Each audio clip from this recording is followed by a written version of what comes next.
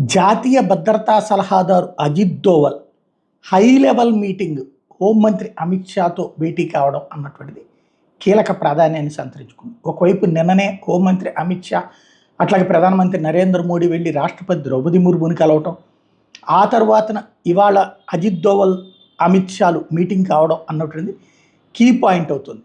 NDA parliamentary party ఒక పక్కన August 5వ తారీఖున పార్లమెంట్ లైబ్రరీలో మీటింగ్ అవుతూ ఉండటం, అదే సందర్భంలో జైశంకర్ మోడీని కలవటం, రాజ్నాథ్ మరొక వైపున నడ్డాతో మీటింగ్ కావడం, అలాగే గోయల్ కిరణ్ రిజిజు వీళ్ళందరూ కలవటం, ఇవన్నీ చూస్తుంటే సంథింగ్ ఏదో జరుగుతుంది ఢిల్లీలో.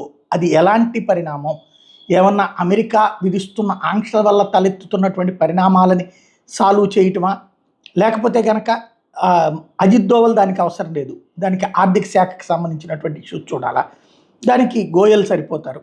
మరి అసలు ఏం జరుగుతోంది అన్నటువంటిది మాత్రం అర్థం కావట్లేదు. వరుసగా కీలకమైనటువంటి భేటీలు అయితే నడుస్తున్నాయి.